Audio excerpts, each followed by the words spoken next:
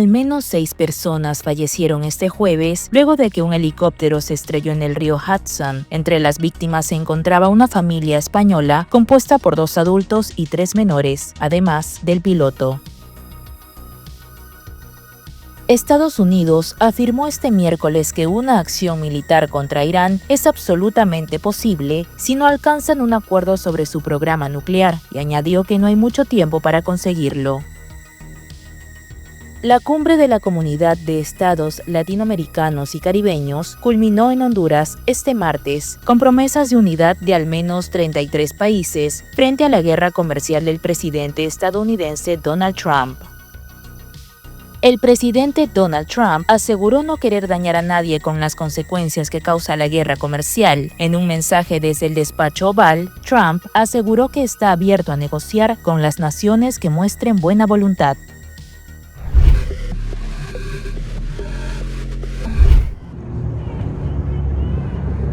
Un helicóptero se estrelló en el río Hudson cerca de Jersey City, según informaron las autoridades.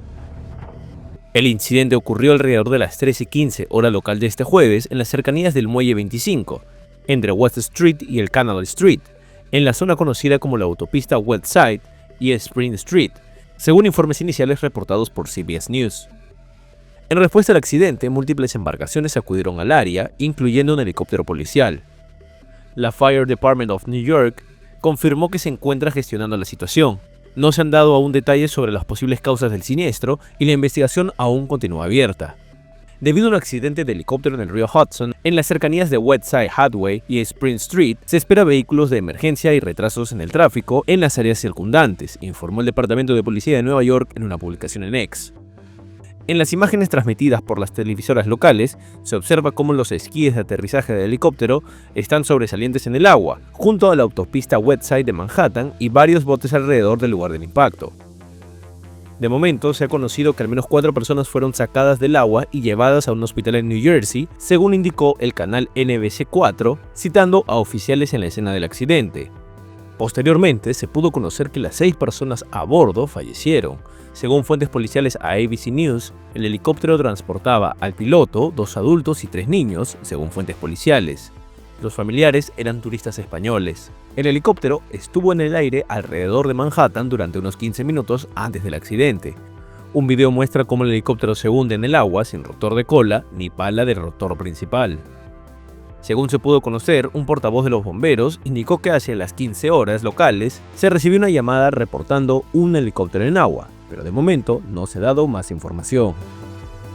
Diversas universidades y medios de comunicación han reportado que más de 300 estudiantes internacionales fueron privados de su permiso para permanecer en Estados Unidos repentinamente en los últimos días. Esta nueva decisión, que forma parte del plan de control de migrantes en Estados Unidos, ha provocado miedo entre los estudiantes. Las medidas estuvieron dirigidas a estudiantes de una gran variedad de universidades, desde instituciones privadas como Harvard y Stanford hasta públicas como la Universidad de Texas en Austin y la Universidad Estatal de Minnesota en Mankato. En la Universidad de California se reportaron decenas de casos en sus distintos campus. Varios abogados especializados en migración relataron a The New York Times que empezaron a recibir correos electrónicos y llamadas desesperadas de estudiantes a quienes el Departamento de Estado o sus universidades habían notificado que sus visados o estatus habían sido cancelados sin una justificación clara.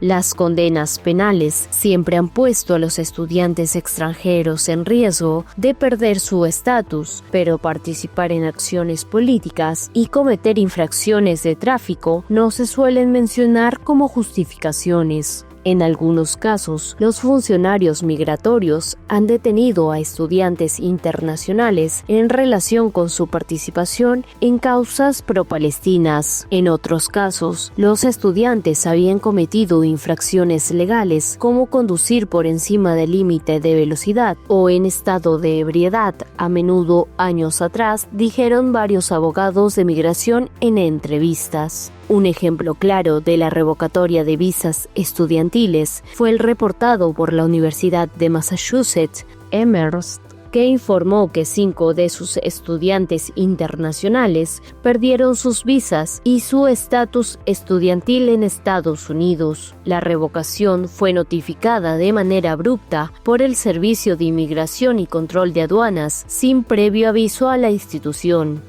En la mayoría de estos casos, los funcionarios universitarios y de otras escuelas dijeron a CNN que no se proporcionó una razón aparente de por qué se revocó la visa de estudiante. Muchas universidades dijeron explícitamente que las revocaciones no están vinculadas a actividades relacionadas con protestas. Decenas de familiares exigieron el miércoles a la Oficina de Naciones Unidas en Caracas que intervenga para lograr la liberación de los más de 200 venezolanos detenidos en una cárcel de máxima seguridad de El Salvador, tras ser deportados de Estados Unidos. En la segunda reunión desde la semana pasada, los familiares entregaron un documento al coordinador residente de Naciones Unidas en Caracas, Gianluca Rampolla, exigiendo una fe de vida de sus parientes. La primera petición que le hicimos fue que nos dieran una fe de vida de nuestros chamos y que por lo menos le permitieran una llamada telefónica o un videollamada para saber de ellos, porque desde el día que se los llevaron no sabemos de ellos, no tenemos comunicación de ellos. El presidente de Estados Unidos, Donald Trump, invocó el 16 de marzo una ley del siglo XVIII para expulsar al Centro de Confinamiento del Terrorismo CECOT a 238 venezolanos acusados de tener vínculos con la temida banda Tren de Aragua. 2 semanas después, otro grupo de 17 migrantes fue enviado a la misma cárcel, incluidos supuestos miembros del Tren de Aragua y la pandilla salvadoreña MS-13. Los traslados se realizaron luego de un acuerdo entre el presidente de El Salvador, Nayib Bukele, y Trump. No dormimos, no comemos, estamos desesperadas ya se acerca Semana Santa y no hemos recibido ninguna respuesta de ellos, no hemos hablado con ellos por teléfono, no sabemos de ellos, no tenemos fe de vida. Hay muchos jóvenes que tienen patologías y no sabemos nada de ellos. En mi caso, mi hijo tiene una fractura de cervical y no sé en qué condiciones se encuentra mi hijo en este momento. A finales de marzo, el presidente de Venezuela, Nicolás Maduro, pidió al secretario general de la ONU, Antonio Guterres, protección a los venezolanos recluidos en El Salvador. Además, exigió la liberación de estos migrantes. El presidente de Estados Unidos, Donald Trump, afirmó el miércoles que una acción militar contra Irán es absolutamente posible si no alcanzan un acuerdo sobre su programa nuclear. Los países occidentales, encabezados por Estados Unidos, sospechan que desde hace décadas que Teherán quiere dotarse del arma atómica. Irán lo niega y asegura que sus actividades se limitan a fines civiles. Es un comienzo. Tenemos un poco de tiempo, pero no tenemos mucho tiempo, porque no vamos a permitir que ellos tengan un arma nuclear. No podemos dejar que ellos tengan un arma nuclear. Y vamos a dejar que prosperen. Quiero que prosperen. Quiero que Irán sea grande. La única cosa que no pueden tener es un arma nuclear. Ellos entienden eso. Este sábado hay negociaciones previstas en el Sultanato de Omán, con la participación del emisario estadounidense para Medio Oriente, Steve Witkoff, y el ministro de Relaciones Exteriores de Irán, Abbas Araghchi. Trump anunció el lunes que Washington lleva a cabo negociaciones directas con Irán, pese a que ambos países no tienen relaciones diplomáticas desde hace 45 años. También amenazó con bombardear el país de Medio Oriente si fracasa la diplomacia e impuso sanciones adicionales al sector petrolero iraní. Israel, aliado de Estados Unidos y acérrimo rival de Irán, también consideró que una opción militar sería inevitable si las discusiones fracasan. El republicano envió el mes pasado una carta a los líderes iraníes, pidiendo negociaciones sobre el programa nuclear para reemplazar el acuerdo internacional que quedó obsoleto cuando Trump se retiró en el 2018, durante su primer mandato. Ese acuerdo, firmado en el 2015 por Reino Unido, China, Francia, Alemania, Rusia y Estados Unidos, ofrecía a Irán un alivio de las sanciones internacionales a cambio de una drástica limitación de su programa nuclear bajo la supervisión de la Agencia Internacional de la Energía Atómica. En primer lugar, estas acciones, la amenaza de este tipo de acciones, por supuesto, es incompatible con las afirmaciones de Irán de tener un programa nuclear pacífico, ¿verdad? Además, Expulsar a los inspectores de la OIEA de Irán sería una escalada y un error de cálculo por parte de Irán. Estados Unidos sigue profundamente preocupado por la creciente acumulación de uranio altamente enriquecido por parte de Irán, para el cual no existe un propósito pacífico creíble. Irán es el único estado no poseedor de armas nucleares que produce uranio altamente enriquecido a este nivel. La Fuerza de Vehículos Aéreos No Tripulados de las Fuerzas Armadas de Yemen llevó a cabo una operación militar contra un objetivo militar israelí en la zona ocupada de Jaffa, utilizando un dron Jaffa. Las Fuerzas Armadas continúan haciendo frente a la continua agresión estadounidense contra nuestro país. En respuesta a sus crímenes contra la ciudadanía en varias provincias, la Fuerza Aérea llevó a cabo una operación contra varios buques de guerra enemigos liderados por el portaaviones estadounidense Truman al norte del Mar Rojo, utilizando varios drones. Nuestras defensas aéreas lograron derribar un dron estadounidense MQ-9 hostil mientras realizaban misiones hostiles en el espacio aéreo de la provincia de Al-Yauf, utilizando un misil adecuado de fabricación local. Este es el tercer dron que nuestras fuerzas aéreas han derribado con éxito en 10 días.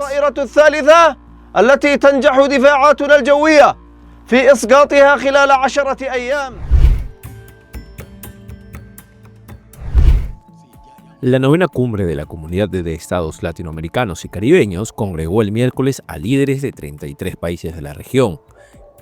El encuentro en Honduras culminó con el llamado a la unidad de América Latina y el Caribe frente a la guerra comercial del presidente estadounidense Donald Trump. Hoy, después de 15 años del primer encuentro de esta comunidad, nos encontramos en un escenario internacional muy distinto. Son momentos de cambios profundos en el comercio mundial que afectan a nuestros países. No podemos seguir caminando separados cuando el mundo se reorganiza sin nosotros. Pero tampoco podemos unirnos repitiendo las recetas del fracaso. Yo creo que debemos ayudarnos. Es mi propuesta. Que profundicemos la ayuda y la colaboración mutua en América Latina y el Caribe. Y no caigamos en la trampa de resolver los problemas solos, porque nos van a destruir. La cumbre culminó con la divulgación de una declaración conjunta suscrita por 30 países. Argentina, Paraguay y Nicaragua no la firmaron, según fuentes hondureñas. Por iniciativa de Brasil, la declaración indica que es adecuado que alguien de América Latina y el Caribe ocupe la Secretaría General de la ONU y destaca que el cargo nunca ha sido ocupado por una mujer. El presidente brasileño Luiz Inácio Lula da Silva destacó que la CELAC puede contribuir a restaurar la credibilidad de la ONU eligiendo a la primera mujer secretaria general de la organización. Al cierre del encuentro, Colombia asumió la presidencia rotativa de la CELAC, con un llamado de Petro a ayudar a Haití, Cuba y Venezuela.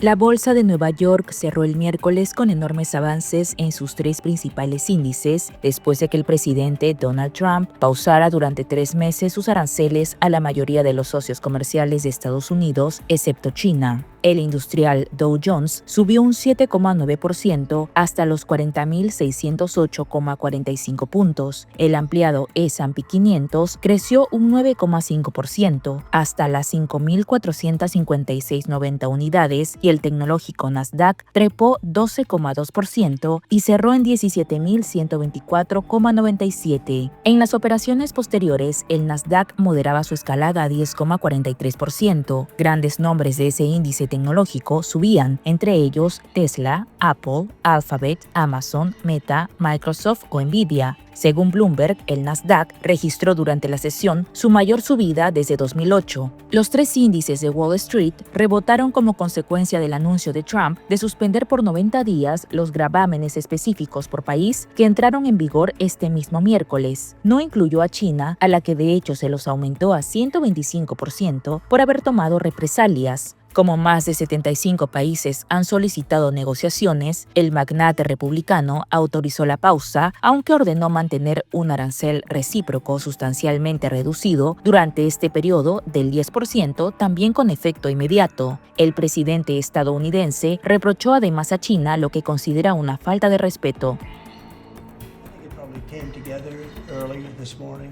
Creo que probablemente se concretó temprano esta mañana, bastante temprano esta mañana. Simplemente lo redactamos. No tuvimos acceso a abogados o simplemente lo redactamos. Lo escribimos con el corazón, ¿no? Fue escrito con el corazón. Y creo que también estuvo bien escrito. Pero fue escrito con el corazón. Fue escrito como algo muy positivo para el mundo y para nosotros. Y no queremos perjudicar a los países que no necesitan ser perjudicados. Y todos quieren negociar. El único problema es que solo se pueden hacer ciertas cosas a la vez. Es como si queremos hacerlo bien. Queremos hacerlo bien, queremos cuidar de ellos, pero tenemos que cuidar de nuestro país. Así que simplemente esto era algo que llevamos tiempo discutiendo y decidimos dar un paso y lo decidimos hoy. Estamos muy contentos por esto.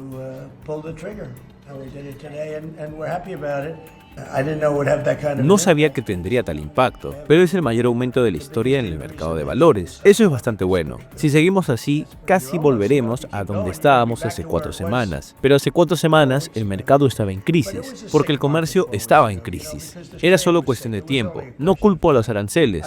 Creo que los aranceles simplemente amplificaron lo que ya estaba sucediendo.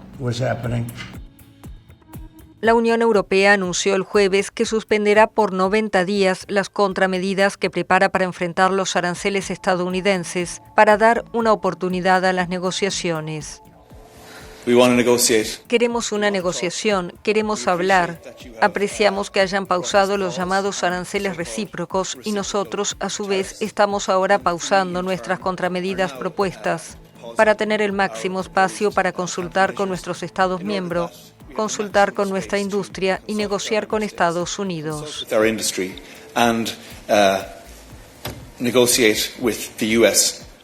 El miércoles, el presidente de Estados Unidos, Donald Trump, anunció una pausa en la implementación de los aranceles generalizados que había decidido aplicar a decenas de países, incluyendo a los de la Unión Europea. El único país que no fue afectado por la interrupción de las tarifas fue China, que pidió el jueves a Estados Unidos alcanzar un acuerdo a medio camino para poner fin a la guerra comercial. Pekín afirmó que la puerta al diálogo está abierta, pero que este debe basarse en el respeto mutuo y llevarse a cabo en pie de igualdad. De lo contrario, China promete luchar hasta el final. Luego de días de debacle, los mercados respondieron aliviados al giro de timón de Trump. Las bolsas asiáticas cerraron con fuertes alzas el jueves y las europeas abrieron con la misma tendencia.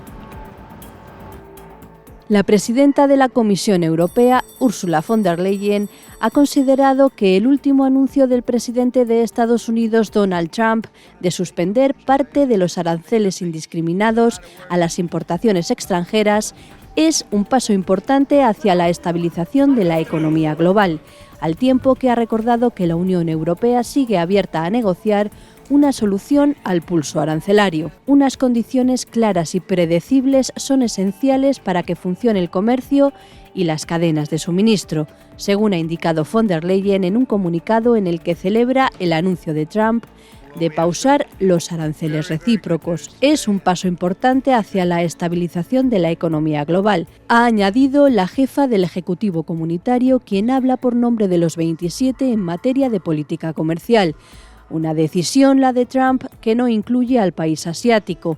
De hecho, los nuevos aranceles del 84% anunciados por China sobre las importaciones de mercancías estadounidenses han entrado en vigor hoy mismo, como respuesta a los aranceles adicionales impuestos por Trump. Según la Comisión Arancelaria del Consejo de Estado de China, la práctica estadounidense de aumentar los aranceles al país es un error tras otro, que vulnera gravemente los derechos e intereses legítimos de China y perjudica gravemente el sistema multilateral de comercio basado en normas. Una caída estimada de un 25%, según la Asociación de Importadores y Exportadores de la República Mexicana, ANIERM, registran las exportaciones en la frontera norte del país. Según Marcelo Vázquez, delegado nacional del ANIERM, en el estado de Chihuahua, la incertidumbre por la política arancelaria de Donald Trump contra productos con componentes chinos y la falta de reglas claras son la causa de la paralización parcial de las operaciones. Se siguen perdiendo empleos derivado de lo mismo, se han retraído proyectos, se ha deprimido la economía derivado de eso. De las casi 6.000 operaciones comerciales mensuales que se manejan en la región, cerca de 2.000 han sido canceladas o pospuestas. Al respecto, Vázquez pidió no caer en el pesimismo y encontrar en la incertidumbre una oportunidad. En el mismo sentido, el representante del alcalde de la ciudad de Juárez, en la ciudad del Paso, Juan Acreto, reconoció que el tema arancelario es complicado, pero que también es una posible ventaja para México. Las empresas van a encontrar la forma de seguir siendo competitivas localmente y creo que este impasse es necesario tomarlo con calma para analizar qué es lo que sigue. El reacomodo de cadenas de suministro globales podría beneficiar a la industria mexicana. Explica que, como gran parte de las producciones de todo lo que se compra en Estados Unidos llega de China, México tiene la chance de que las empresas del gigante asiático se puedan instalar en su país y producir lo que se produce allí.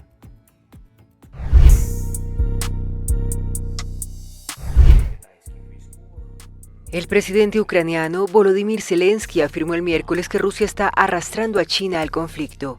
Según el mandatario, Ucrania identificó a 155 efectivos chinos desplegados en el frente, al día siguiente de haber anunciado la captura de 2 de ellos. El Servicio de Seguridad de Ucrania está llevando a cabo las primeras acciones procesales con los ciudadanos chinos capturados. Están en Kiev, se están comunicando con los investigadores, están dando información sobre cómo terminaron en el frente, cómo se convirtieron en participantes de este crimen internacional, esta guerra rusa contra Ucrania.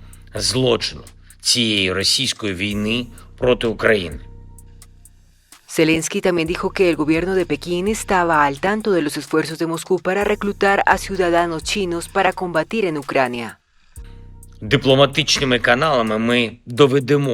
A través de canales diplomáticos transmitiremos la información necesaria al lado chino y por supuesto a todos en el mundo que han oído decir a Pekín que esta guerra no debe ser alimentada más y su escala no debe ser ampliada. Mientras el Kremlin declinó comentar el anuncio, China no ha reaccionado a estas nuevas acusaciones, pero desestimó más temprano las afirmaciones formuladas por Kiev el martes de que numerosos chinos combaten con el ejército ruso en Ucrania. Este tipo de declaración es absolutamente infundada. La posición de la parte china sobre el tema de la crisis de Ucrania es clara e inequívoca y ha obtenido amplia aprobación de la comunidad internacional. La parte ucraniana debería ver correctamente los esfuerzos de China y su papel constructivo en impulsar una resolución política de la crisis de Ucrania. Un alto funcionario ucraniano compartió con AFP un documento con los supuestos nombres y datos de pasaporte de 168 ciudadanos chinos que Ucrania afirma fueron reclutados por el ejército ruso, según sus informaciones de inteligencia. Un masivo paro de transportistas paraliza Lima y el Callao, en protesta por la delincuencia que afecta al sector. Pese al estado de emergencia, la violencia persiste con ataques recientes a conductores. Porque no solamente están extorsionando a un transportista, están extorsionando a colegios, a farmacias, a los señores que venden en los carros, están extorsionando a todo el mundo. No podemos estar así. ¿Por qué nos extorsionan a los pobres? ¿Por qué no extorsionan a la gente que tiene plata? ¿Por qué no extorsionan o por qué no matan a un congresista, a un juez? Desde primeras horas del día se observaron aglomeraciones de personas en los paraderos a la espera de poder transportarse a sus centros de trabajo. Por eso la policía y Fuerzas Armadas de Perú activaron 22 buses para aliviar el transporte. Al paro se unieron 73 empresarios del gremio. Esto equivale a 7.000 buses que no prestarán servicio en el norte, este y centro de Lima, así como en la provincia del Callao. El gobierno, por su parte, reconoce el derecho a la protesta, pero también afirma que están haciendo esfuerzos contra el crimen, como el aumento del patrullaje policial y militar y la detención de bandas criminales en el marco del estado de emergencia. Los socorristas dominicanos dieron por concluidas el miércoles las labores de búsqueda de sobrevivientes en la discoteca que colapsó el martes en Santo Domingo y señalaron que la operación se centrará ahora en la recuperación de cadáveres. Aseguraron que mientras haya un familiar reclamando una víctima, seguirán buscando. En la morgue, los familiares se aglomeraban el miércoles para buscar información. Un listado con nombres de víctimas fue colocado sobre la lona de una tienda de campaña aledaña donde trasladan los cuerpos. Desgraciadamente esta mañana nos dijeron que todo estaba muerto. lamentablemente ha ido mi hermano. El Papa Francisco envió sus condolencias a los familiares de las víctimas y el gobierno informó que tan pronto terminen las labores de búsqueda, abrirá una investigación de lo sucedido. La discoteca Jet Set se derrumbó en la madrugada del martes en pleno concierto del popular cantante de merengue Ruby Pérez, quien está entre los fallecidos. La discoteca tenía capacidad para 700 personas en mesas y unas 1000 de pie. También murieron la gobernadora de la provincia de Montecristi, Nelcy Cruz, y los ex beisbolistas de Grandes Ligas, Octavio Dotel y Tony Blanco. Miles de argentinos se movilizaron el miércoles frente al Congreso de Buenos Aires junto a organizaciones sociales y jubilados contra el ajuste fiscal del presidente Javier Milei. Su gobierno espera un crédito del Fondo Monetario Internacional por $20.000 millones para sostener su plan económico. En reclamo de un giro político, las organizaciones advirtieron que paralizarían la actividad por 24 horas desde la medianoche. A protestar contra un presidente que no tiene empatía con su pueblo. No le enseñaron ni a querer ni a respetar al prójimo. Lamentablemente es así. Estamos viviendo un mal sueño. Esperemos que el mundo nos entienda y que hagan un esfuerzo para echarlo a la mierda a este presidente que tenemos. La huelga encuentra al gobierno expectante luego que el FMI anunciara el martes que el acuerdo está listo para ser examinado en los próximos días.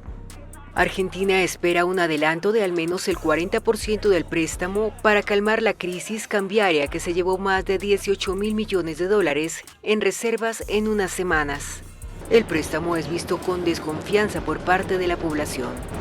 Ya tenemos experiencia como argentinos que ningún acuerdo fue beneficioso para el pueblo, solamente para elevación de la plata que entra, endeudarnos y estar cada vez peor.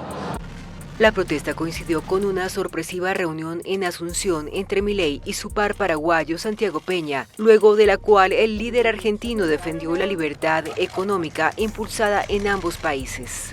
Por eso puedo afirmar que tanto el presidente Peña como yo sabemos que el camino hacia la prosperidad no es otro que el de la desregulación y el superávit fiscal, y que el bien común se llega a través de las ideas de la libertad, y no desde la idea de la justicia social, que es la redistribución forzosa de la riqueza sobre la cual trabajan los colectivistas.